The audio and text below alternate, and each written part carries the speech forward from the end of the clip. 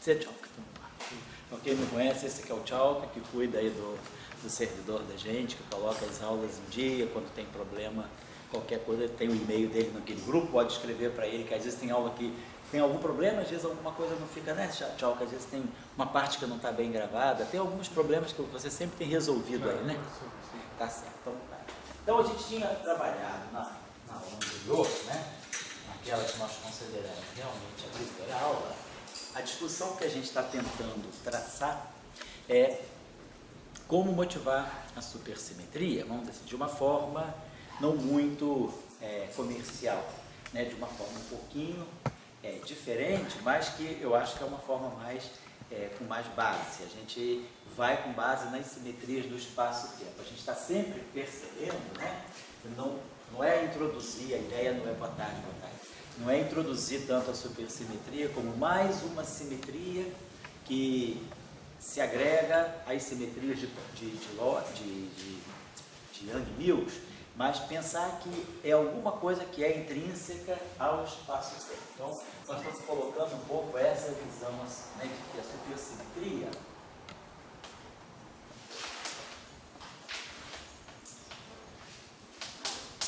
ela é uma simetria, vamos dizer assim, que reside, né?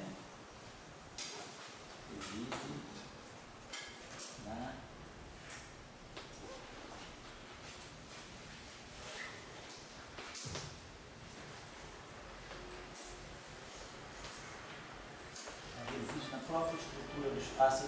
Essa é a maneira como nós estamos usando para introduzir a supersimetria. Falei com vocês na aula passada, né, e como tem material de leitura bastante abundante sobre isso, vocês podem consultar diferentes abordagens para como trazer a supersimetria. Então, nós não estamos ainda ligando muito a supersimetria à questão da unificação, como pode ser pensado, né? Falamos sobre isso, mas não é o ponto de vista que nós estamos adotando. Então, na aula passada, a gente chegou a introduzir a ideia de que nós temos uma simetria que preserva a estrutura de cones de luz do espaço de Minkowski. Então, dessa ideia aqui que nós estamos nos restringindo, né, aos cones de luz, a gente estudou que classes, né, de transformações, tipo de filomorfismos, transformações gerais de coordenadas como parâmetro dependente da posição, podem ser feitas e que preservem a estrutura de cones de luz. E aí essa equação aqui, a gente trabalhou um pouquinho, a gente viu que no final de tudo, esse vetor aqui, que é um vetor tipo Killing, né, ele pode ser determinado, só que nós não estamos numa geometria curva, estamos no espaço-tempo de Minkowski. Estamos fazendo todas as transformações mais gerais possíveis no espaço de Minkowski que preservam a estrutura do cone de luz. Então a gente tinha visto que ganhava essa equação aqui sobre o vetor, né? Aqui tem menos no meio.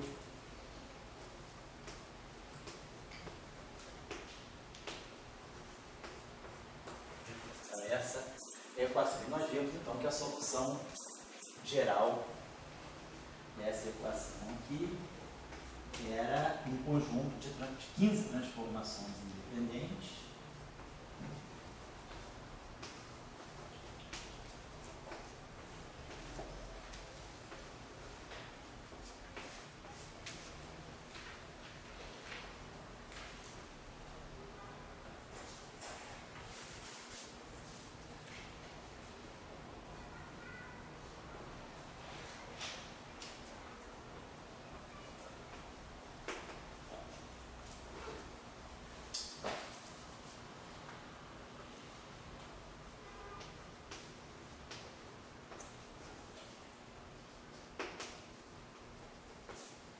que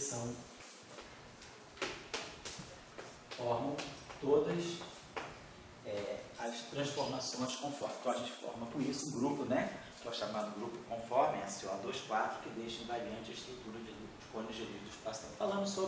Fizemos uma relação entre esse grupo, não vou repetir isso, né?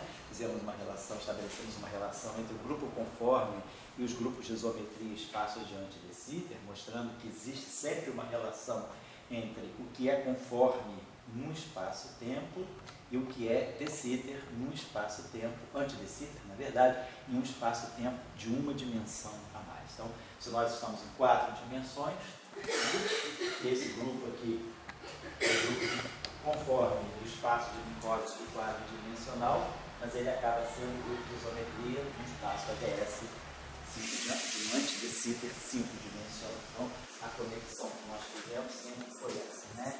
Minkowski em D dimensões,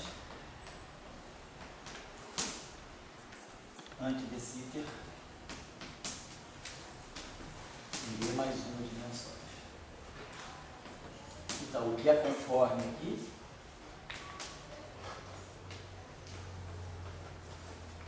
é a isometria aqui. A gente vai ter 2 dimensões aqui. Isso aqui é conforme.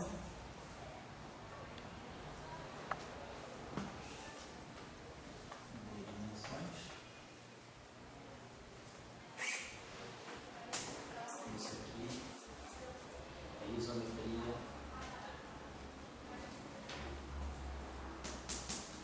ADS. D mais 1. Bom, e aí a gente chegou aí. Nós estamos dizendo o seguinte, usando então aquela ideia de Cartan, de que sempre no espaço-tempo, as estruturas nulas de um espaço-tempo, esse espaço-tempo admite uma estrutura de cones de luz, esses subespaços, né, associados aos vetores nulos desse espaço com métrica não definida, eles podem estar associados a espinores. Então, usando aquela ideia de Cartan, nós vamos procurar se existe alguma estrutura espinorial por trás dessa estrutura de cones de luz. E aí o que a gente falou foi, vamos introduzir uma equação tipo fermiônica no estilo de uma equação de isometria para um espinor. Então a gente considerou a seguinte situação. Vamos pegar aqui um espinor que eu chamei, acho que de alfa. Então a gente considerou alfa como sendo um espinor de Majorana.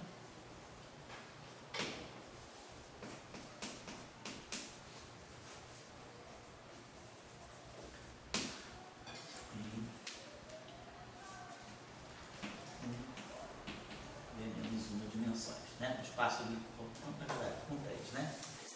O espaço de Minkowski com 3 dimensões. Então a gente considerou o Minkowski aqui com 3. Então nós consideramos alfa um espinor de Majorana aqui. E esse espinor de Majorana está sujeito a essa condição aqui. Gama mi, dmi, mais gama mi, dmi, menos meio, gama escalar d, atuando. Então, vamos estudar as soluções dessa equação aqui no setor de espinores de Majorana do espaço de Minkowski. Lembrando que o espinor de Majorana satisfaz essa propriedade aqui de alto conjugado de carga e que existem algumas propriedades algébricas interessantes, né, desses espinores de Majorana. Então, foi por onde a gente colocou a discussão. E a nossa pergunta nossa pergunta era por que espinores de Majorana? A gente já discutiu isso aí. Por que não espinor de Dirac? Por que não espinor de Caio? Então a gente sabe que os espinores de Majorana eles são sujeitos a uma condição de realidade. Então, se eles são sujeitos a uma condição de realidade, eles são espinores sobre os quais a gente pode impor uma condição de autoadjunto, né? De ser autoadjunto. E a nossa ideia é que, se nós temos por trás dessas transformações um parâmetro de natureza espinorial, né, que é esse espinor alfa de x de Majorana, os espinores de Majorana têm a propriedade de serem, eles são sujeitos a uma condição de realidade. Então a gente pode impor sobre eles uma condição de serem autoadjuntos. O que a gente pensa é o seguinte: se nós vamos fazer uma transformação contínua, né? A nossa ideia é sempre de uma transformação contínua que vai formar um grupo de transformações, é que a gente possa escolher aqui parâmetros, né? Parâmetros que a gente pode chamar aqui de lambda, e geradores. Normalmente a gente adota essa parametrização para as transformações unitárias. E querendo digamos, se esses parâmetros aqui são reais e essas transformações são unitárias, a gente tem que esses geradores são autodisjuntos, são hermitianos. Indo para o setor espinorial, se a gente agora está falando de um parâmetro espinorial, o análogo, quer dizer, o que é, vamos dizer assim, no espaço de parâmetros escalares, né?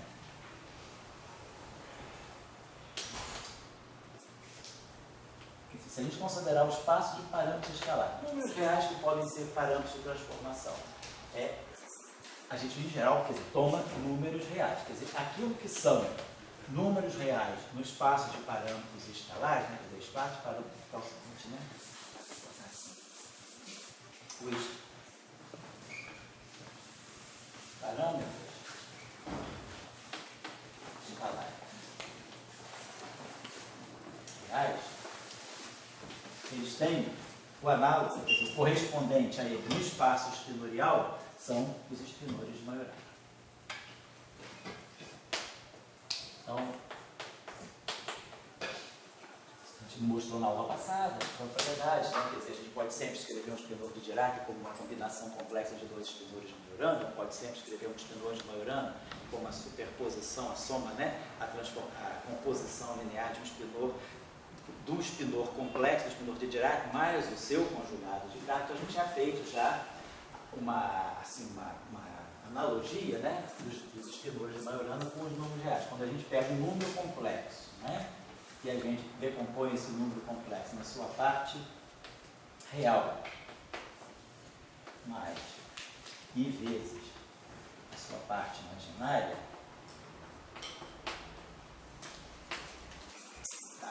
esse número aqui é x, então a gente está associando no espaço espinorial, que se eu pegar aqui o espinor de Dirac, vamos pegar aqui esse espinor de Dirac, né, ele, mais conjugado de carga dele sobre 2, mais I vezes ele, menos o seu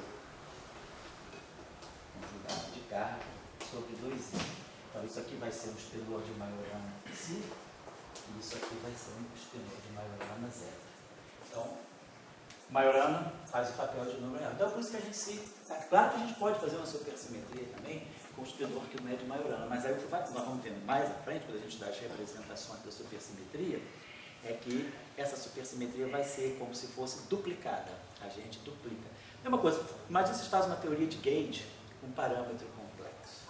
Normalmente o que a gente faz, né, é pegar aqui, como a gente colocou aqui, se esse parâmetro aqui fica complexo, basicamente o que a gente tem agora aqui seria algo do tipo lambda 1 mais I lambda 2G. E aí a gente tem aqui uma transformação que é genuinamente uma transformação de fase. Mas aí a gente gera aqui um fator que não é uma transformação de fase, é um exponencial mesmo de um parâmetro real. E aí qual é o significado dessa transformação? Existem casos em que a gente pode fazer isso. Dentro da própria supersimetria, existem situações em que uma simetria que é uma simetria de fase, ela pode ser estendida para uma simetria que é a simetria de fase e uma simetria tipo dilatação, porque isso aqui vai dar um fator. Essa transformação aqui, se esse lambda 1 e lambda 2 são reais e esse G é hermitiano, essa transformação está me dando isso aqui. Então ela tem um fator, que é tipo um fator de contração, se esse lambda 2 for real positivo, ou dilatação, se esse lambda 2 for real negativo, vezes uma transformação de fase. Então, nós, em geral, fazemos transformações de gauge, né, com parâmetros reais. Quer dizer, os grupos de Lie, eles são grupos, né, topológicos, são espaços topológicos que são colocados em correspondência com o espaço real. Então, é por isso que a gente escolhe Majorana para fazer a supersimetria. Muitas vezes não é muito claro isso, mas a gente pode fazer supersimetria com espinor de Dirac. Quando a gente for falar das supersimetrias estendidas, que aí são feitas com 2 espinores de Majorana, e aí a gente pode combinar 2 espinores de Majorana para dar um espinor de Dirac. E aí então a gente pode fazer uma supersimetria baseada num parâmetro espinorial complexo, que é Dirac.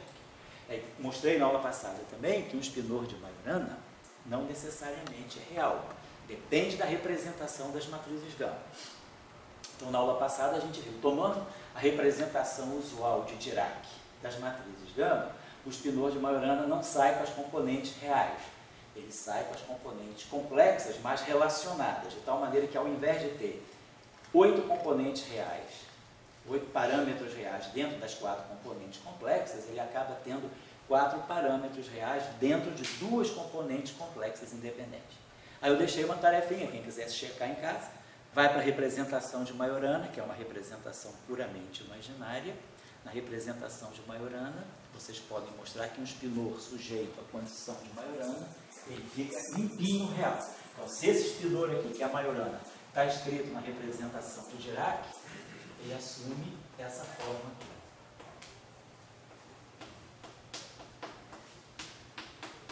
Essa era a outra. E se ele está escrito na representação de Majorana, ele assume a forma alfa 1, alfa 2, alfa 3, alfa 4, todos reais. Aqui não, tem números complexos. É só uma questão de representação, mas o conteúdo é o mesmo. Esse spinor aqui depende de 4 parâmetros reais e esse aqui depende de 4 parâmetros reais. Essa que é a essência do spinor de Majorana. Então ele é sujeito a uma condição de realidade. Então a gente parou aqui. Então o que a gente queria mostrar, seguindo a ideia de Cartan, né? Então havia já um argumento levantado por Cartan na década de 20, né? Quando ele lança realmente a ideia dos spinors, o spin do elétron só ficou claro, né, lá em 1925 com Lebesgue e Goldsmith, apesar de ter havido já algumas discussões sobre o Kronig, mas o que ficou claro era que o spin precisava de uma nova descrição. E Cartan já tinha adiantado a discussão dos spinores. Então, você sabia que por trás de estruturas, né, como a gente estava falando, cones de luz, que são subespaços, né, de vetores nulos, a gente pode encontrar uma estrutura espinorial ali. Essa era a ideia dos planos nulos de Cartan no livro dele de Teoria de Espinores. Então, aqui a ideia foi essa.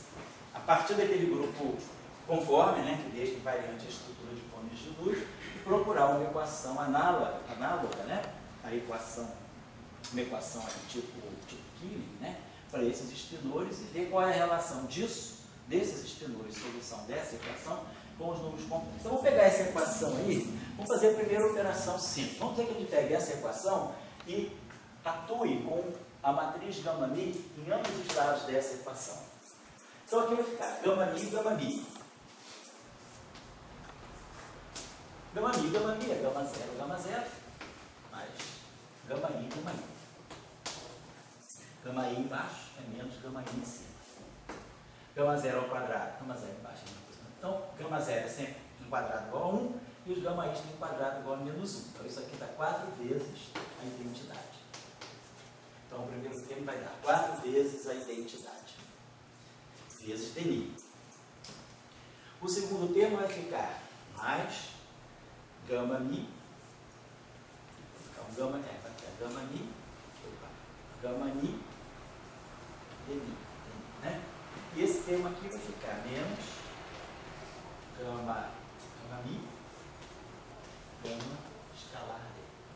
Então, essa equação aqui, ela dá para a gente pode, se quiser, eu tenho esse gama, está aqui.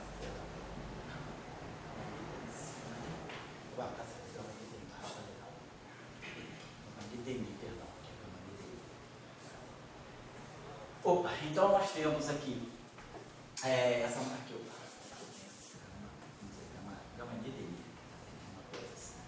então nós temos aqui esse produto, né, gama escalar D, aqui eu tenho um gama escalar D e aqui eu tenho também um gama escalar D. Então aqui eu reduzi tudo a esse objeto aqui. Então a gente ganha uma relação aqui que seria, vamos botar... Professor, Oi? eu acho que na sua equação desde o começo estava faltando um feminino no último termo. Aqui? Essa equação aqui... perdão, tem um feminino aqui, perdão. Eu estou pensando que eu estivesse falando outra equação. Perdão, tem uma. É exatamente a equação de Killing, você tem razão. Esqueci de botar aqui. Tá? E aqui tem o gama escalar. Claro, estava faltando eta no início. É uma equação tensorial sem índice. Obrigado. Então tá, deixa eu botar aqui. Então aqui vai ficar, quando eu multiplicar por gama-mi, vai ficar. Então eu botei aqui. Gama-mi dá 4, né, em vez da identidade. Aqui vai ficar gama mi, dmi. E aqui vai ficar gama mi, vai ficar menos 1 meio de gama ni, gama escalar d. Tudo isso aqui, alfa, igual a zero. Tá certo? Então aqui a gente pode fazer, aqui eu tenho gama ni, eu posso chamar isso aqui também de gama ni, isso aqui é mudo, né? Então é contraído, chamar assim de gama mi. Então a gente pode fazer aqui uma troca, né? A gente pode antecomutar aqui, gama mi é menos gama ni, então vai ficar aqui 1 meio de gama ni. E aqui vai produzir para nós o 2 delta mini, que vai ficar menos delta mini. Delta mini, né? Então isso aqui vai produzir o 2, vai ficar 4 menos 1, 3, vai ficar aqui 3 dmi. Então vai ficar aqui 4 menos 1, 3, e esse cara aqui vai produzir menos 1 meio, que vai se somar com esse 1 meio aqui, vai produzir exatamente gama, vai produzir esse termo aqui, vai colocar gama escalar dd. Então deixa eu apagar isso aqui. Então a gente vai ganhar uma relação que vai ser a seguinte: dni, a gente contraiu com dni alfa igual, e vai dar um papel. Eu acho melhor fazer o contrário, jogar esse gama para cá. Deixa eu fazer o seguinte: em vez de trocar esse com esse, vamos trocar esse com esse aqui. Vai ficar 3 dni, vamos deixar esse aqui ali, que vai ficar, vamos trocar esse com esse lá aqui, né? Trocar esse com esse, que vai ficar menos gama ni, dmi, a relação da álgebra de Clifford, né? Mais 2 vezes delta mini dmi. Então, aqui vai ficar o fator mais 2 dmi, né? Mais 2 dmi, então vai ficar aqui mais 6 dmi. Vai ficar mais 6 dmi. E aqui ficou menos gama ni, vai ficar menos gama ni, e vai ficar igual a esse termo aqui, menos 1 meio. Menos 1 dá menos 3 meios. Então vai ficar menos 3 meios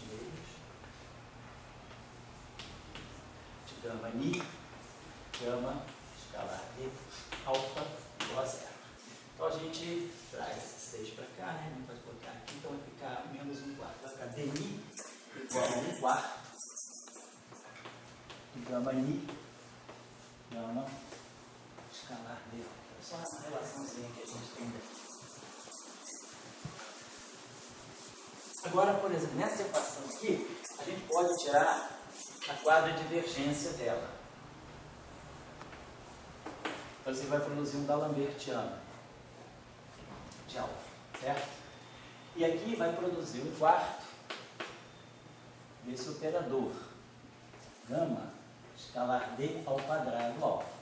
Mas aí a gente lembra lá que gama escalar d, atuando em gama escalar d, produz um D'Alembertiano. Então isso aqui dá um quarto D'Alembertiano de alfa. Então isso está mostrando que esse espinor satisfaz uma equação D'Alembertiano igual a zero, quer dizer, um espinor harmônico. Que faz pleno sentido, porque ele está por trás de uma estrutura de cones de luz, então deve ser uma função harmônica. Então isso foi a primeira observação que a gente pode tirar daqui. Vamos dizer que a gente agora pegue essa equação aqui de cima, vamos voltar a essa equação aqui, vou reescrever ela aqui.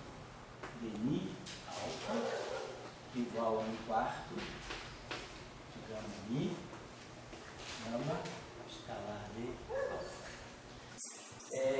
Vamos dizer que a gente tire daqui dessa equação, aplique nessa equação um gama ni. Tá? Então retornei a essa equação aqui. E aí a gente aplica nela um gama ni. Então isso aqui vai produzir gama, né? Vai produzir um gama escalar d. Então vamos produzir aqui talvez um gama ni. O que vai ser interessante aqui, que a gente gostaria de ganhar aqui, produzir aqui gama ni dni.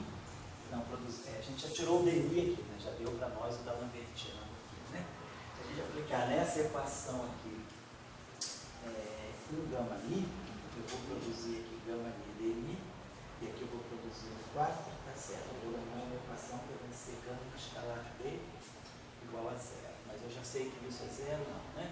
Já sei só que o D'Alembertiano desse cara aqui é zero, e sei que isso é aplicável. Vamos aplicar então gama ni nessa equação aqui, para poder ser coisa Mas vai dar trivial, né? Vamos aplicar gama mi, vamos aplicar gama em esse índice, vamos pegar esse operador aqui, gama escalar D mesmo. Vamos aplicar gama escalar D aqui. Então vai ficar gama escalar D, dmi alfa, né? Vai produzir para nós aqui gama escalar D, que eu tenho 1/4 de gama ni, aí eu vou produzir aqui gama escalar D,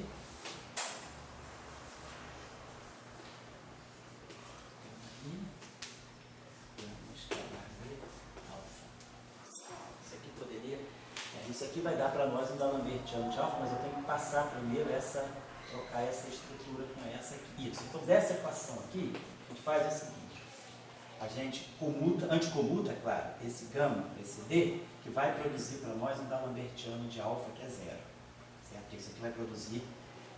Quando eu anticomutar esse gama com esse gama aqui, eu vou ganhar um termo que vai ser esse gama na frente, mas aí vai aparecer esse gama escalar D ao quadrado, que vai dar o D'Alembertiano. D'Alembertiano de alfa igual a 0. E aí vai sobrar um outro termo que vai ser gama, a anticomutação desses dois gama vai produzir o delta de crônica. Mas esse delta de crônica vai atuar nesse D e vai produzir um termo igualzinho a esse. Então a gente vai ficar esse termo com um fator numérico vezes ele mesmo. Então essa operação aqui vai mostrar para a gente que essa operação, que esse resultado aqui, gama escalar D, dmi alfa igual a 0, certo? Eu simplesmente aplico a regra de anticomutação dos gamas aqui, vai dar dois termos, e esses dois termos, um vai dar o D'Alembertiano e o outro vai dar o termo do lado esquerdo a menos de um fator numérico. Então está aqui, isso aqui é igual a 0. Então a gente chegou também a esse vínculo aqui, em cima desse espinor. Agora, se eu venho nessa equação aqui, então eu peguei essa equação, nessa equação chegamos a essa. Aí a gente retomou essa equação, com essa operação chegamos a essa. Vamos voltar a essa equação aqui agora. Vamos aplicar aqui nessa equação um dmi. Um dmi alfa igual a 1/4 de gama ni dmi gama escalar D alfa. Mas agora nesse passo aqui, a gente mostrou ó, que gama escalar D, esse D alfa aqui, ó, gama escalar D, esse D, isso aqui é 0. Então, depois dessas 4 operações aí, dessas 4 iterações com essa simples equação, a gente mostra que a ação, isso aqui, no fundo, dmi alfa de x é igual a 0. Então, a gente tem um espinor que, cuja derivada segunda é 0. Então, esse espinor deve ser um espinor no máximo, a solução dessa equação deve ser uma solução no máximo linear de x. Tá, então, faça essas 4 operações, a gente só usa basicamente álgebra de Cleveland aqui, né? Então, fazendo essas 4 operações aí, a gente chega à conclusão que esse alfa de x, então, ele pode ser escrito, ele é uma função linear de x no máximo. Então, se ele é uma função linear de x, ele deve ter uma parte constante. Então, vamos chamar aqui um espinor, eu chamei já de alfa aqui. Vamos dizer que eu tenho um espinor aqui, vamos chamar assim, a parte constante, né? Vamos chamar alfa 0, alfa 0, que é um espinor constante, e uma parte linear de x. Bom, uma parte linear de x vai ter que ser algo que tenha x'. Por covariância, tudo bem, cara? Por covariância de Lorentz, eu teria que esse índice não pode ficar. Essa expressão aqui é uma expressão covariante de Lorentz. Eu tenho que contrair isso aqui com alguém. E tem essa saída aqui. Eu posso pegar isso aqui, x', gama mi, atuando no espinor alfa 1. Então, se eu pegar essa solução, essa forma aqui, essa função aqui é linear em x, tem um caráter espinorial, portanto, ela é covariante de Lorentz, né? E respeita a essa condição e satisfaz aquela equação. Então, a solução que nós encontramos para a nossa equação tipo espinor de Gilling, né, é que ele tem essa forma aqui, mais geral possível. Bom, na aula passada também eu tinha deixado a seguinte coisa. Se nós pegarmos 2 soluções dessa equação, uma solução alfa desse tipo, e vamos dizer que eu pego uma segunda solução beta desse tipo também, beta 0 mais xmi, gama mi, beta 1. Onde beta 0 e beta 1 são dois espinores constantes. Tá? Então, eu já tinha deixado também, quem quiser checar, pode checar, que se alfa e beta são soluções dessa equação, essa grandeza aqui, que eu posso fazer aqui, alfa barrado, gama mi, beta, essa grandeza aqui, bom, primeiro, essa grandeza aqui é real ou não? Quero associar isso aqui é um quadro de vetor, no espaço de Minkowski, né? Se comporta como um quadro de vetor. Nós vimos a propriedade dessa grandeza sobre conjugação complexa. Quer dizer, conjugação complexa para esse espinor aqui é a mesma coisa que nós tirarmos o barrado. Então, isso aqui é menos I, beta barrado, gama mi alfa. Mas aí, lembrando daquela propriedade, se dois espinores são de Majorana, esse bilinear aqui é antissimétrico em alfa beta. Então, por serem ambos Majorana, se for tirar, eu paro por aqui. O que eu sei dessa expressão é que essa expressão, no máximo, ela é igual a mais I, alfa conjugado de carga barrado, gama mi, beta conjugado de carga. A gente tinha mostrado isso na aula passada. Só que, se esses espinores forem de Majorana, alfa C é alfa, beta C é beta. Então, essa expressão para espinores de Majorana, o conjugado complexo dela é igual a ela mesma. Então, essa grandeza aqui é uma grandeza real. Então, isso aqui forma um quadro de vetor real se esses espinores alfa e beta forem Majorana.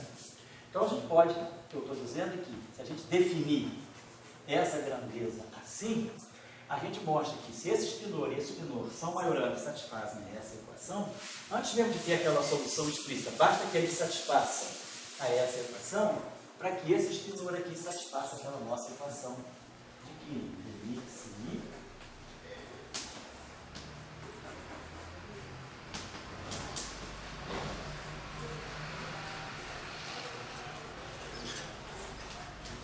certo? Então, essa composição aqui naturalmente satisfaz a essa equação, desde que aqueles dois espinores satisfaçam essa equação que a gente colocou aqui. Então, o que a gente está mostrando é que, de fato, por trás dos parâmetros, dos 15 parâmetros, né, que estão embutidos aqui nesse vetor, esse nosso vetor, se a gente se lembra bem, né, ele é um vetor que tem uma parte constante, tem a parte das transformações de Lorentz, tem a parte das transformações de dilatação e tem a parte das transformações conforme. É x2.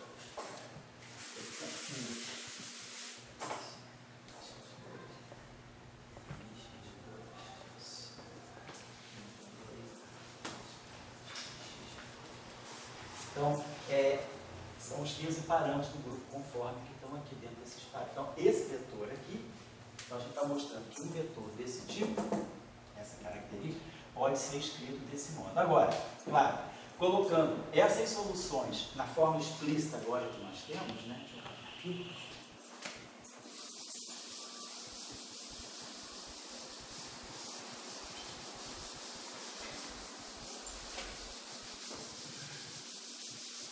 Então, agora, se a gente vai substituir aqui essas grandezas, a gente vai ter aqui, ó, I. Então, vamos pegar o primeiro espinor, alfa. Então, ele tem a parte constante dele, alfa 0 barrado. E aí, quer dizer, a gente tinha escrito ele dessa forma, alfa 0 mais I, xmi, mais xmi, gama mi, alfa 1. Então, se a gente barrar esse espinor aqui, vai ficar alfa 0 barrado. O x é constante, então aqui, esse, vamos botar, vai ter um menos i, né? Se a gente fizer esse i aqui global. Esse i aqui é global. Então tá, então vamos barrar isso aqui, o x é real, perdão. Então a gente vai ter alfa 1 barrado, gama mi. Gama mi barrado, gama mi. Os barrados, né? Os conjugados de Dirac das matrizes gama são eles mesmos, são autoconjugados de Dirac. Aí aqui já que eu estou chamando de índice, vou chamar aqui de mi, vamos chamar esse índice aqui de kappa. Gama kappa. Então aqui vai ser o meu gama mi. Estou formando aquele quadro vetor xi mi. A gente sabe que aquela solução lá aquela composição é a solução daquela equação. E agora eu estou simplesmente colocando as soluções explícitas dos espinores de Killing aqui dentro.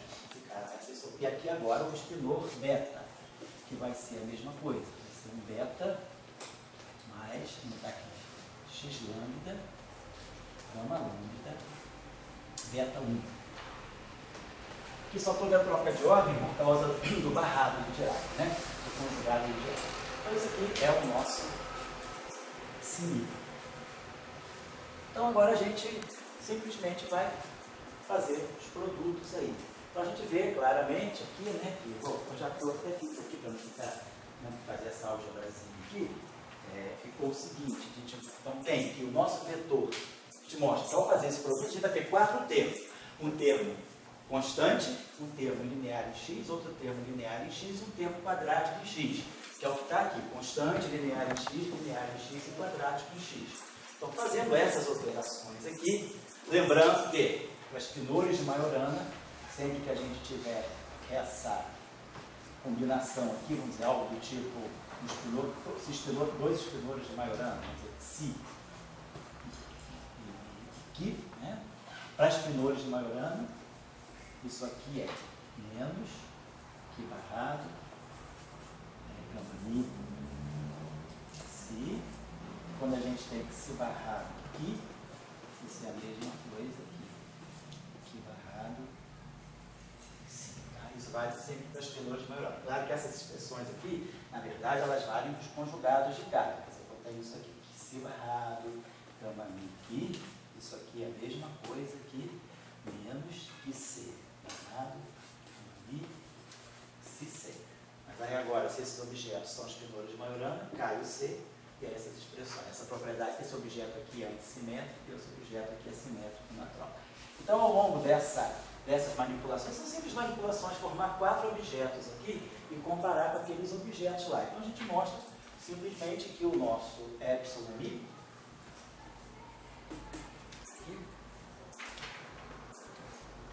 ele é I, alfa zero, então, alfa zero barrado,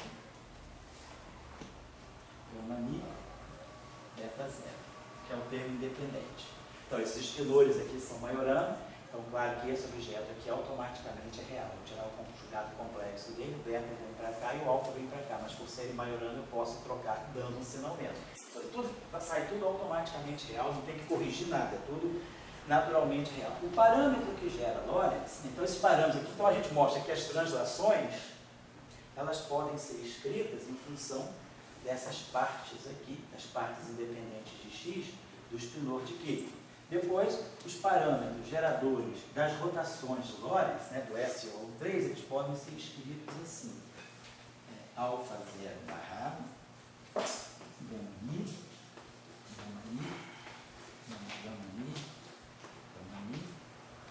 beta 1, e aqui, menos i, beta 0, então beta 0 barrado, gama mi,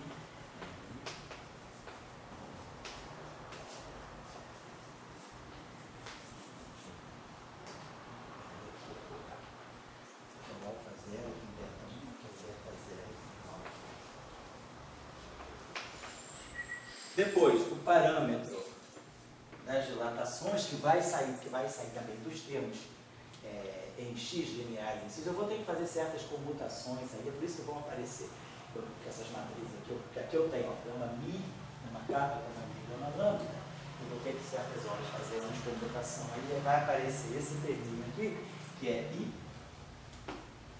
alfa 0 barrado, beta 1, menos beta 0 barrado, alfa 1. Então, essa é a dilatação. E, finalmente, os bustes conformes, né, os 4 parâmetros dos bustes conformes, eles saem na parte linear de x, eles saem na parte quadrática, né, com alfa 1 barrado, vem das contribuições das partes individuais lineares. Então, basicamente, né, o que fica claro para nós... Tem alguma razão para trocar a notação? Trocar? Trocou uma notação para nós. Aonde que eu troquei a notação? No síndice 0, 1. aqui é 0, aqui é 1, aqui é 0. Ah, não, velho, aqui. Desculpa, é melhor, eu acho mais conveniente botar assim, para evitar de confundir com os iscos do olhar. Perdão, não tem nenhuma razão não, o Diego, você tem razão. Vamos botar tudo assim. Porque uma hora eu fiz do jeito, no meu papel eu fiz desse jeito, aqui no quadro eu estou fazendo desse. Mas então tá, só para dizer que o alfa 0 é a parte independente de x e o alfa 1 é o espinor a parte linear em x, a mesma coisa aqui. Então, fica claro que existem parâmetros fermiônicos por trás das transformações conformes. Agora a pergunta é, que sentido tem nós considerarmos uma transformação contínua com parâmetro fermiônico? Os parâmetros em geral são parâmetros escalares, né? As transformações que a gente faz são parâmetros bosônicos. Os nossos geradores são todos, né, quadro e momento. Eu vou contrair isso aqui com a translação. Momento linear, momento angular, perdão, a gente contrai com os ângulos de Euler, né? Espaço de Minkowski. A corrente de dilatação. Então, a gente tem sempre, né, pelo teorema de Noether, a gente tem sempre cargas, né, que tem natureza bosônica. Agora a gente está falando de um parâmetro de natureza fermiônica. Então, agora vamos ver que sentido isso pode ter. Então, a moral da história, estou colocando aqui para vocês, né, para resgatar um pouco aquela noção de que da onde surge a supersimetria. Então, parece que a supersimetria, não digo a supersimetria ainda, mas o que a gente está dizendo é que por trás da estrutura de cones de luz, né, do espaço Minkowski, né, então a gente tem um conjunto, né, de transformações dadas por parâmetros espinoriais. Então a gente tem esses parâmetros espinores alfa de x, né, que geram os parâmetros das transformações, né, do grupo conforme.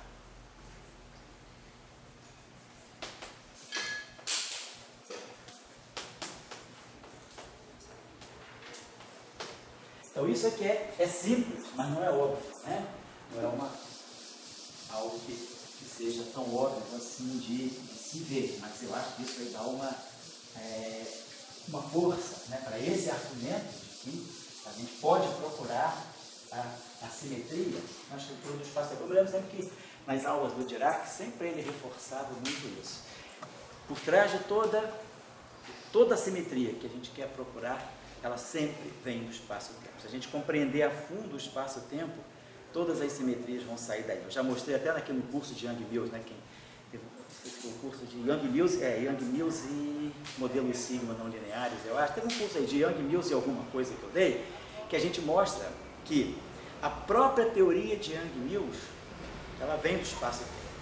Não chega lá, bota uma transformação de fase, e aí aquela fase vai fazer com que eu defina uma derivada covariante e o campo de Gauge se transforma com aquele término homogêneo. Porque a formulação que a gente pode colocar, que é a formulação que o Salam fez na tese do Shaw, né, em 53, né, para o doutorado do Shaw, eles chegaram, independentemente de Young-Mills, as teorias de Young-Mills, de um modo completamente independente dessa forma mais geométrica de associar o campo de Young-Mills a uma conexão, fazer transformações de fase, definir qual derivada covariante. Simplesmente a questão era, eu tenho spin 1, quero construir uma teoria para spin 1 em alta interação. Então, esse é o meu princípio. Eu vou me basear na relatividade especial, vou me basear na causalidade, uma teoria clássica mesmo, mas eu quero construir spin 1 em alta interação. Então, para construir spin 1 em alta interação, necessariamente o que a gente ganha é uma teoria de Young-Mills. Então, esse spin 1 aqui, quer dizer, o que esse spin 1 é? Ele é a representação meio-meio do grupo de Lorentz.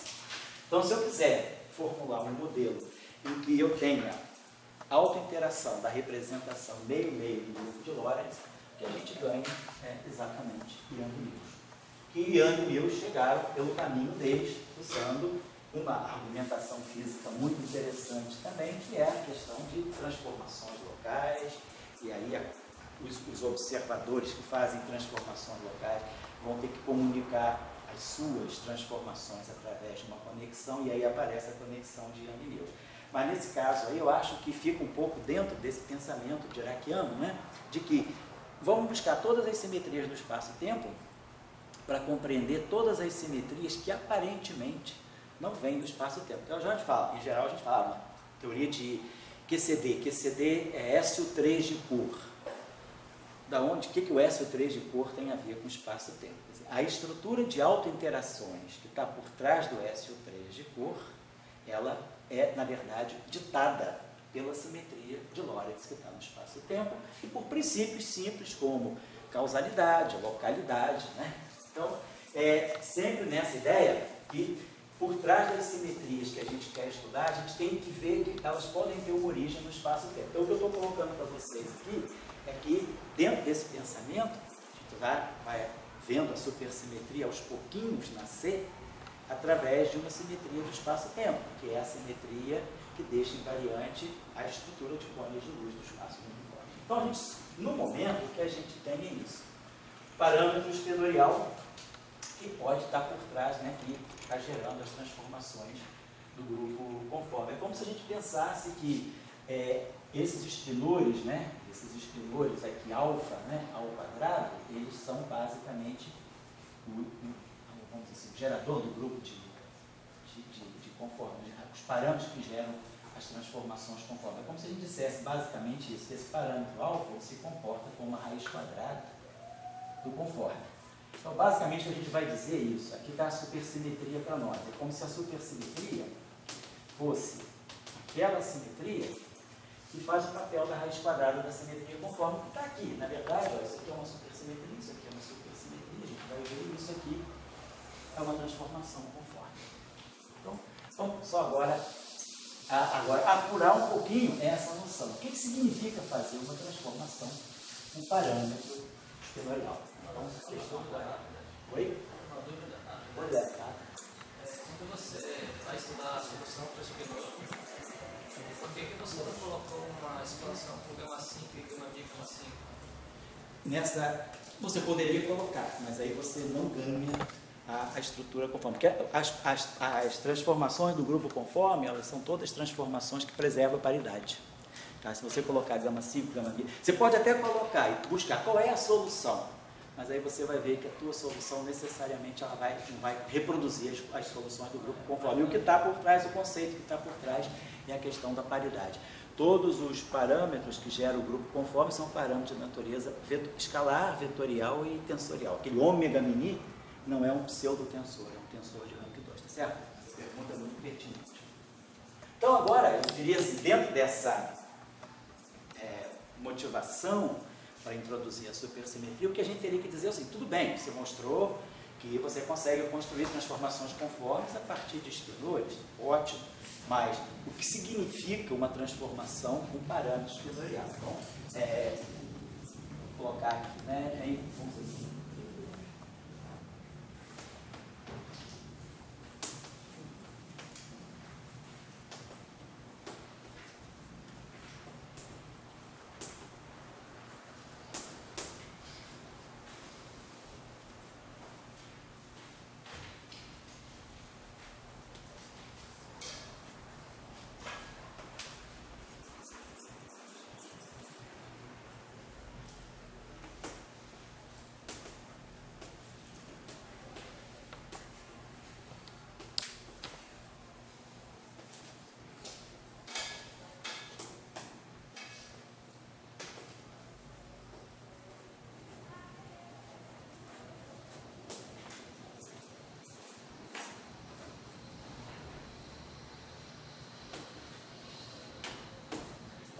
assim, questão que ele tem que se colocar. Então, todo mundo já está acostumado a ver transformações, né, de parâmetros. Normalmente, o que a gente faz o caráter, né, uma transformação, geralmente, a gente escreve desse modo. A variação de um certo campo, espera que a simetria que a gente está estudando ela tem uma representação em multiplete. Então, a transformação de um certo campo de um multiplete, né, ele vai ser, satura parâmetro da transformação como gerador, atuando no campo. Vou colocar aqui a variação de um campo 1, né? Assim, é como de um campo I, o conjunto de parâmetros, esses parâmetros aqui, vamos dizer, podem ter um índice A, os geradores podem ter índice A, e aqui eu vou ter alguma coisa, índice J, campos J. Mais ou menos esse é o perfil de uma transformação. A gente bota até o I aqui, que a transformação é a transformação infinitesimal de algo que é unitário, então a gente bota esse I para garantir a periodicidade do gerador. Então, mais ou menos essa é a estrutura, né? Se nesse caso agora a gente tem então, a variação, se eu estiver fazendo uma representação de campos, a variação da iésima componente do campo vai ser o fator I aqui. Vamos dizer, se o parâmetro é espinorial, então vamos dizer que eu vou ter um parâmetro alfa, eu formar um escalar de Lorentz, né, a partir de um espinor, normalmente que a gente tem que pegar é contrair espinor com espinor. Então nós vamos ter aqui um parâmetro espinorial, aqui nós vamos ter o nosso gerador, né, vamos dizer assim, o gerador, vamos chamar esse gerador aqui espinorial, isso tudo aqui IJ,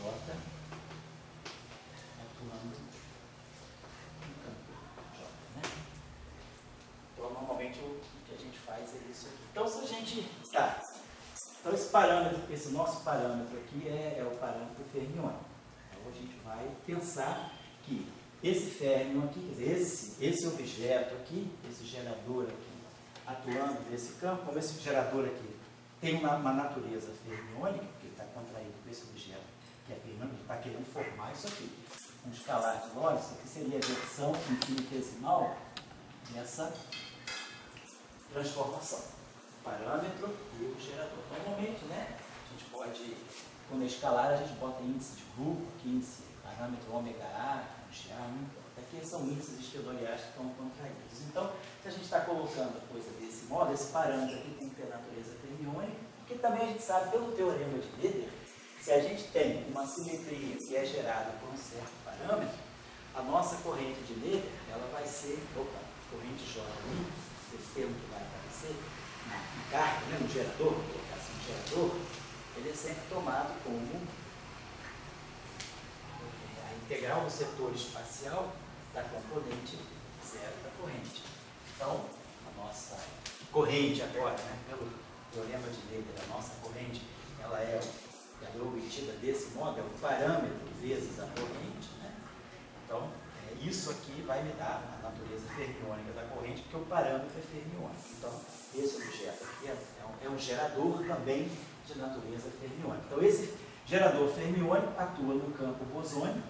Então, isso aqui vai, se isso aqui é um férmio, isso aqui tem natureza fermiônica, isso aqui tem bosônico. Então, se isso aqui é um bóson, isso aqui vai ser um férmio. Se isso aqui é um férmio, isso aqui vai ser um bóson. Então, quer dizer, a transformação de um campo fermiônico, ela vai no campo bosônico e vice-versa. Que é esse gerador que está fazendo a ligação. Vamos explicitar isso melhor. Estou só colocando a estrutura. Vamos pegar um exemplo bem concreto. Então, suponhamos, a pergunta é, será que a gente consegue dar uma representação para essa simetria em termos de campos simples que nós conhecemos? Vamos tentar ver como, né? Podemos ver como. Um exemplo, né? Assim, um exemplo de representação.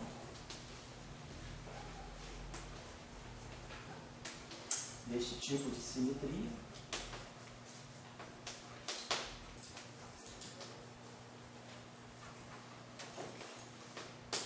Em termos de campos relativistas.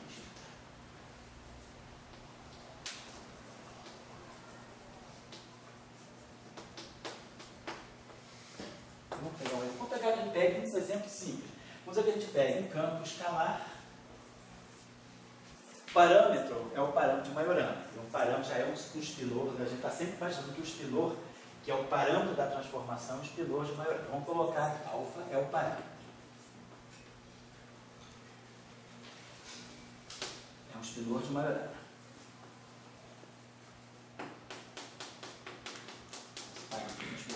Beleza, esse aqui é o primeiro dado que nós temos. Vamos pegar um multiplate, vamos pegar, vamos ver se eu posso representar isso em termos de um campo escalar e de um campo fermiônico, algo desse tipo.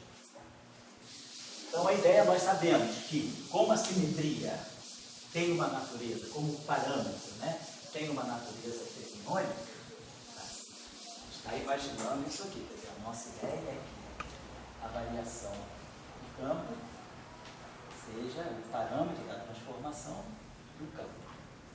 Então, a gente vai ter, isso aqui é férmico, isso aqui é férmico, isso aqui é decibose, poder férmico, decibose ou tabuose. Então, vamos imaginar que a gente precisa, pelo menos, né, de um multipletezinho, de um dubletezinho, muito simples, onde agora eu estou multiplicando o escalar com estou associando o escalar com o esquiludo. Então, vamos pensar o seguinte, qual pode ser a transformação desse escalar? Eu poderia imaginar que esse escalar aqui, ele vai pegar a transformação típica, isso aqui é um escalar real. Então, eu vou pegar um espinor de Majorana vezes outro espinor de Majorana. Qual é o caráter dessa? Isso é um escalar? Não é um pseudo-escalar, é um escalar. Qual é a realidade? Se esse campo φ é real, então, qual é o conjugado dessa grandeza aqui? O conjugado disso aqui é a mesma coisa que tirar o barrado, né? Então, é psi barra epsilon. Mas isso aqui é a mesma coisa que epsilon c barrado psi c. E nesse caso é tudo Majorana, então isso aqui é epsilon psi. Então, essa grandeza naturalmente é real. Então, essa transformação aí tem um caracterzinho bom, de transformação real. Vamos imaginar, nós estamos falando de campos escalares e campos fermiônicos relativistas. A gente imagina que esses campos aqui sejam os campos canônicos, né, da teoria clássica de campos. Por exemplo, eu imagino que esse campo aqui seja um Klein-Gordon. Então, a gente imagina que esse campo aqui tem um Lagrangiano desse tipo. Que esse campo psi seja um campo fermiônico de Majorana. Então, eu tenho aqui a gente geralmente bota o meio, que é real, e aqui a gente vai ter I, gama, Mi, dmi, psi. A mesma coisa, a gente coloca o fator 2, né? Na ação cinética de Majorana, ela é exatamente, como o campo é sujeito a uma condição de realidade, então a gente coloca, na verdade, o fator meio. Porque, na verdade, o psi barrado está aqui, né? A gente sabe que o psi barrado, né? Majorana é psi c, isso aqui é geral, né? Eu estou recordando isso aqui para espinor de Majorana. Se isso aqui é um espinor de Majorana, vale isso aqui. E aí a gente sabe que, a gente viu na aula passada, que se eu tirar o conjugado de Dirac do conjugado de carga, se eu barrar essa equação aqui, no fundo, barrar essa equação, isso aqui é a mesma coisa que menos psi transposto C menos 1. Então, a ação de Majorana, que a gente escreve psi barrado e gama mi dmi psi, pegando a ação cinética de Dirac e particularizando essa ação com o espinor de Majorana, como isso aqui é geral, mas como no caso de Majorana, psi c é psi, então isso aqui é psi barrado. Então, na verdade, psi barrado é menos psi transposto c é menos 1 e gama mi dmi psi. Então, a gente pode escrever isso aqui, a gente tem essa relação, c gama mi transposto, c é menos 1 é menos gama mi. Então, a gente pode escrever aqui, multiplica essa equação por c é menos 1, então vai ficar gama mi transposto c é menos 1 é menos c é menos 1 gama mi. Certo? Eu peguei aquela nossa famosa relação da matriz de conjugação de carga e multipliquei a esquerda por c é menos 1. Então fica assim. Então, c é menos 1 gama mi é a mesma coisa que gama mi transposto c é menos 1. Isso aqui eu posso escrever assim. C a menos 1 gama mi, tudo isso aqui transposto. Se eu transpuser isso aqui, vai ficar gama mi transposto, c a menos 1 transposto. Só que c é antissimétrico, vou botar aqui um sinal menos. Então a gente tem essa relação aqui.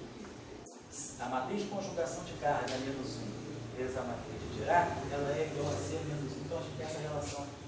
C a menos 1 vale sempre. Qualquer que seja a representação da álgebra do Jupyter, qualquer que seja a representação das matrizes, C a menos 1 gama mi é igual a menos C a menos 1. Esse sinal menos daqui, cancela esse sinal menos. Por que eu botei esse sinal? Quando eu escrevi isso aqui em termos do transposto, eu escrevi isso aqui como transposto do produto.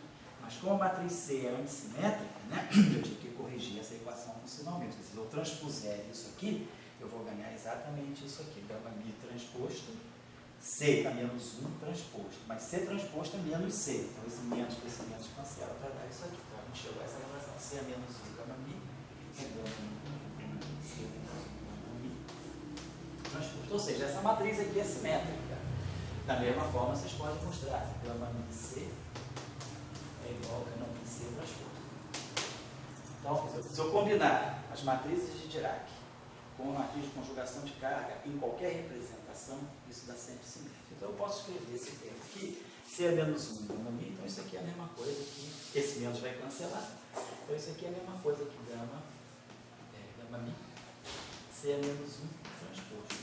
Então, como a minha ação de Dirac para o spinor de Majorana, ela fica inscrita em função do mesmo campo, não o conjugado complexo desaparece, né? Quando o campo é igual a Dirac, vai em ordem real, é DNFi, DNFi, não DNF estar DNFi. Então a gente normaliza, é por isso que a gente normaliza a ação de Dirac, de Klein-Bor, perdão, a ação de Majorana, com um fator meio. Porque, na verdade, eu posso sempre reconduzir do termo cinético de Dirac, no caso de um spinor de Majorana, a uma forma em que só aparece no campo real. O conjugado de barrado é completamente irrelevante no caso de Majorana, por causa dessa representação aqui, por causa dessa relação aqui. No fundo, a gente mostra que um conjugado complexo que está aqui é equivalente a esse real que está aqui. Por isso que o spinor de Majorana é sujeito a uma condição de realidade, que a gente mistura a parte complexa dele com aquilo que é real. Eu só estou avisando, pessoal, assim, colocando para você, porque aí você pode pegar algum livro, sobretudo quando você fala de neutrinos massivos, né? O termo de Majorana ele é normalizado com um fator meio. E a gente deixa o fator 1 quando for o campo de Dirac, porque aí ele é complexo. Então fica o complexo com o campo original, aí não tem o fator meio. É só essa razãozinha, essa bobagemzinha, só para quem não sabe.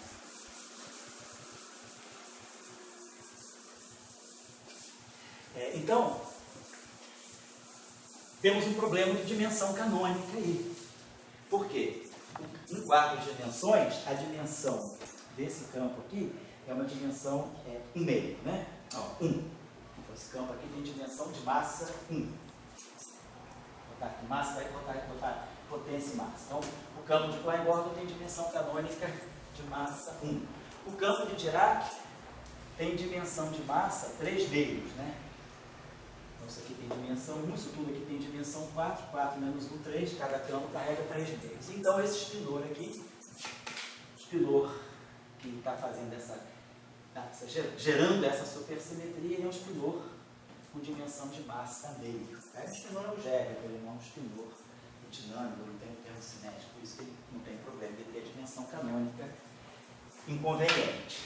Tá certo. Então, tá lá. Então, a gente vai imaginar. Se essa transformação, se eu quero realizar essa simetria linearmente, eu teria que pegar aqui o delta psi.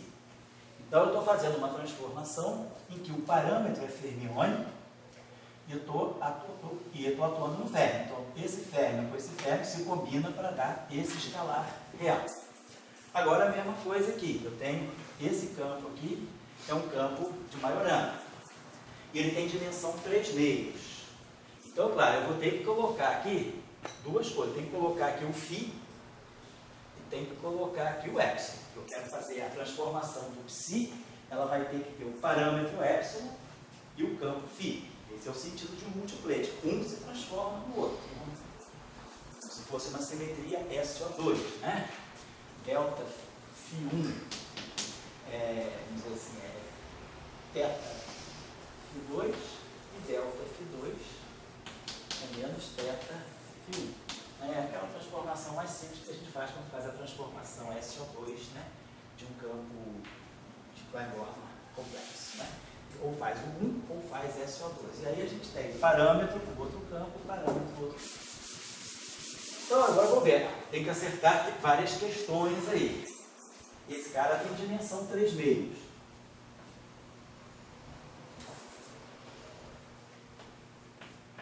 Esse cara aqui tem dimensão massa. E esse cara aqui tem dimensão massa a meio. Isso? Então a gente tem a massa 3 meios, fica certo isso aqui, cara. Então você tem massa menos meio, perdão. Que é 3 meios menos meio. Então aqui esse cara tem dimensão de massa menos meio. Então eu tenho que recuperar aqui alguma coisa que está me faltando aqui para dar a dimensionalidade correta, né? Então está claro aqui, né? Campo de Poisson, dimensão de massa 1. Campo de Dirac ou de Majorana, dimensão de massa 3 meios, por causa daquela ação.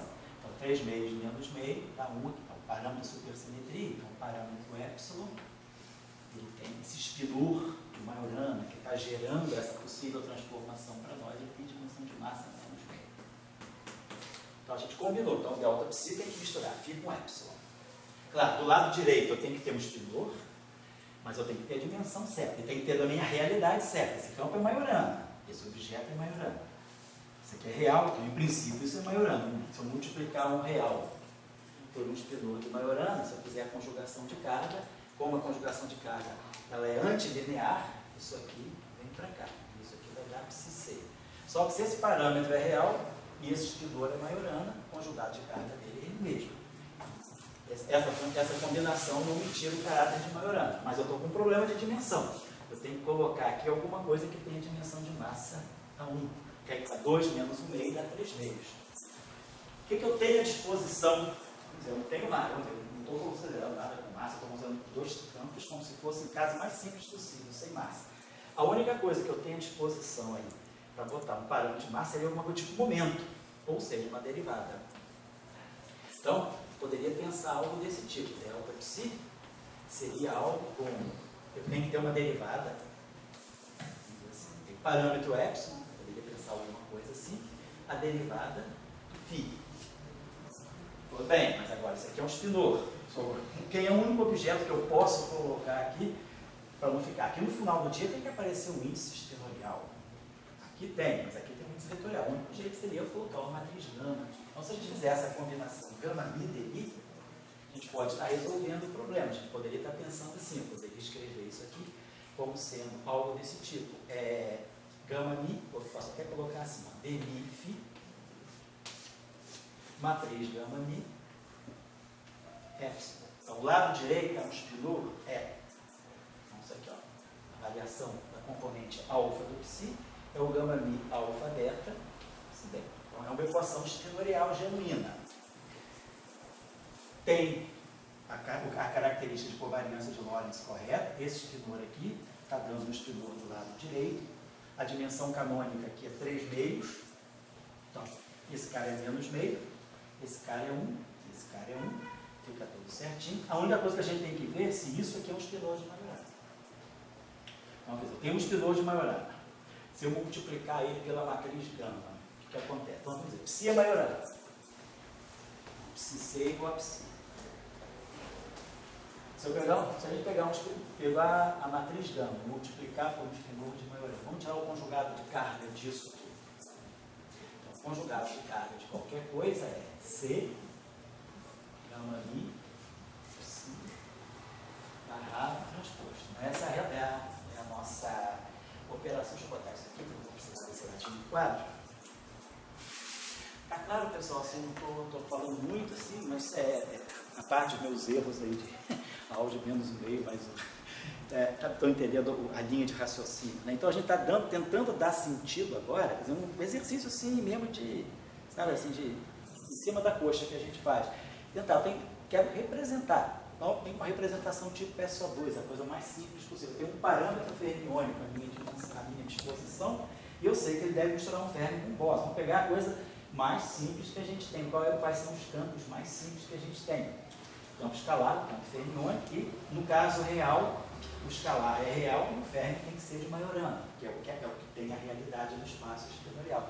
Então, eu estou tentando construir por argumento de dimensionalidade, covariância de Lorentz, qual é a possível forma da transformação que nós podemos dar a esse dublete, né? Então, a gente imaginou um dublete com um escalar e com um espinor de Majorana e estamos propondo esse tipo de transformação aqui.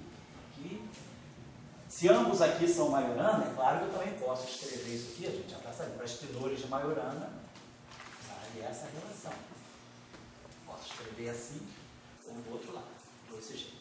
E aqui eu estou escrevendo desse jeito. Nós vimos, então, por argumentação de dimensionalidade, né, e de caráter de covariância de Lorentz, a gente pode expressar esse objeto desse tipo, dessa forma.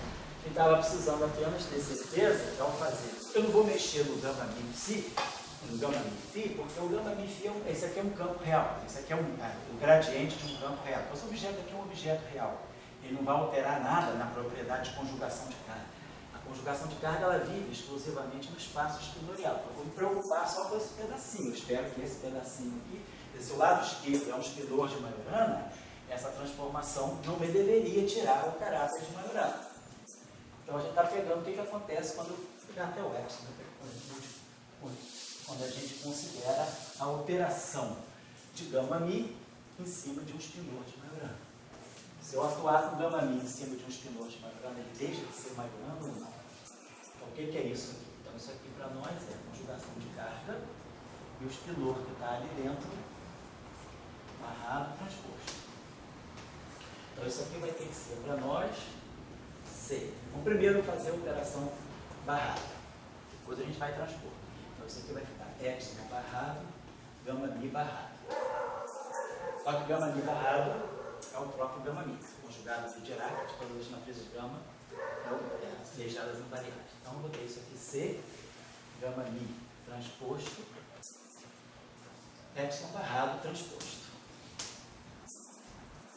E agora a gente bota aqui um C menos 1 e um C. Então, C gama mi transposto, C menos 1 é menos gama mi. E C, epsilon barrado transposto, é epsilon C. Então essa relação vale para qualquer espinor. O conjugado de carga, a gente multiplica o espinor pela matriz gama, o conjugado de carga dele, quer dizer, o conjugado de carga dessa combinação é esse objeto aqui. Claro, se o espinor é Majorana, isso aqui vai ficar mais simples, vai ficar epsilon. Então, essa grandeza aqui, na verdade, é um anti-Majorana. Então, bota um I aqui. Se a gente colocar um I aqui, aqui eu vou colocar um I. E quando eu tirar o barrado, esse I vem menos I. Então, a gente vai ter um menos I devido à antilinearidade que está dentro da operação de conjugação de carga por causa do barrado. E aí esse menos I vai compensar esse sinal, então o ideal seria colocar aqui um I. Tá? E aí corrige para nós o lado direito. Então o lado direito passa a ser o espinor de Majorana. Então só falar uma coisinha com vocês, né? Porque normalmente a gente não tem muita cultura em ferro de Majorana. Quando a gente estuda a equação de Dirac, a gente estuda sempre a equação de Dirac para ferro de Dirac. Então, e aí às vezes, geralmente, uma coisa que desanima muitas pessoas quando vão estudar supersimetria é que geralmente a pessoa pensa, para eu começar eu vou estudar pelo livro e vou pegar os apêndices. Aí quando você pega o apêndice de álgebra de espinores de Majorana, é tanta confusão, é tanta regra, que você desanima. Eu vejo muita gente morreu na praia porque não consegue passar do apêndice, porque o cara acha que o apêndice é importante. Então o cara vai aprendendo, e aí o cara fica perdido com tanta regra. Aí o cara pensa, pô, supersimetria é uma confusão de espinores. Não é nada, são propriedades simples que a gente tem, não precisa estudar aquilo tudo. Deriva quando você precisa. À medida que você vai fazendo, as coisas vão aparecendo. Depois que você trabalhou em tudo, você pode fazer aquele apêndice. O autor do livro fez o apêndice depois que o livro estava pronto, pode ter certeza. Ninguém começa um livro pelo apêndice. Então, a gente às vezes quer começar a aprender pelo apêndice, a gente se dá mal, porque apêndice e introdução são as últimas coisas. Depois que você sabe tudo, derivou todas as expressões, você coleta no apêndice. Então tem muita relaçãozinha boba, assim, de ferro, de Majorana, que às vezes o cara começa, mas nada acontece, é tudo simples, é só regrinha, tá? E isso aí são detalhes técnicos que não podem afetar a nossa compreensão das coisas. Então, porque esse livro, porque esse menos, então a gente viu que o argumento aqui é um argumento muito simples, assim, dimensionalidade, covariância de Lorentz e o caráter, né, do objeto, que é o caráter fermioniano, que é o caráter de Majorana, é o caráter real. Só isso. Pagar isso aqui. Isso aqui, inclusive, né, eu poderia ter falado, mas na hora não passou pela minha cabeça, foi o seguinte, quando nós resolvemos a equação espinorial de Killing e obtivemos o espinor de Majorana, a gente escreveu assim, a alfa é um espinor de Majorana, que satisfaz aquela condição, dni alfa igual a zero. Então tem que ser uma função linear de x. E a gente propôs essa expressão aqui. Então eu digo, isso aqui é Majorana. Aí eu disse, tá, beleza, isso aqui o alfa zero é a parte constante, é a Majorana. Mas ele tem que ser linear. Então eu vou colocar aqui xmi, gama mi. E coloco aqui esse alfa 1. Né? Então, se esse cara aqui é a Majorana, esse objeto aqui deveria ser anti-Majorana. Então, a gente viu que para esse objeto aqui ser Majorana, sendo que esse aqui é Majorana,